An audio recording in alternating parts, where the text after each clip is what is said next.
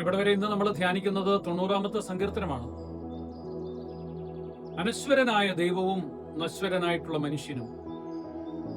17 തിരുവചനങ്ങൾ.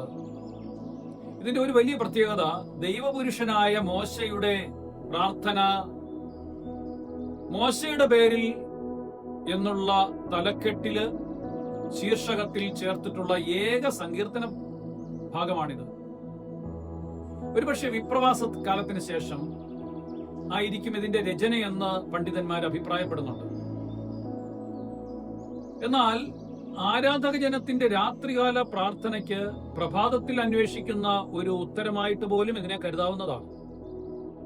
ദൈവത്തെ സകലത്തിന്റെയും കർത്താവായി നാഥനായി വിളിച്ചപേക്ഷിക്കുകയാണ് ഇവിടെ. സൃഷ്ടിയുടെ പഴയകാല വിവരണം പോലെ പ്രപഞ്ചവും ദൈവവും മാറി മാറി ഇവിടെ പ്രകാശിതമാവുകയാണ്. മനുഷ്യന്റെ പാപത്തിന്റെ പരിണിതഫലമായി ദൈവത്തിന്റെ വിധി നടപ്പാക്കുന്നതും ഈ സങ്കീർത്തനം വിവരിക്കുന്നുണ്ട്. മനുഷ്യന്റെ ജീവിതം ക്ഷണികമാകിയാൽ അവൻ ദൈവത്തിലാണ് സ്ഥായിയായിട്ട് നിലകൊള്ളേണ്ടതെന്ന് സങ്കീർത്തകൻ നമ്മളെ ഓർമ്മിപ്പിക്കുന്നു. ക്ലേശങ്ങളുടെ മധ്യേ സംതൃപ്തി ഉളവാക്കുന്ന ദൈവകാരുണ്യം മാത്രമാണ് മനുഷ്യൻ ആഗ്രഹിക്കേണ്ടത്.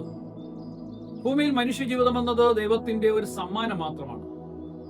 നമുക്ക് പ്രാർത്ഥിക്കാം, കർത്താവ്, ഈ ഭൂമിയിലുള്ള ജീവിതം കുറച്ചു കാലം മാത്രമാണ്. മനുഷ്യൻ എന്ന് പറയുന്നത് ഏറ്റവും വലിയ സമ്മാനമാണ്. ഈ മനുഷ്യ ജീവിതത്തിൽ നമുക്ക് എല്ലാ നിമിഷവും ഓർക്കേണ്ടുന്നത് നിത്യജീവിതത്തെ കുറിച്ചാണ്. ഈശോ ഞങ്ങളുടെ ജീവിതങ്ങളെ പരിപൂർണമായിട്ട് അങ്ങയുടെ കയ്യിൽ സമർപ്പിക്കുന്നു.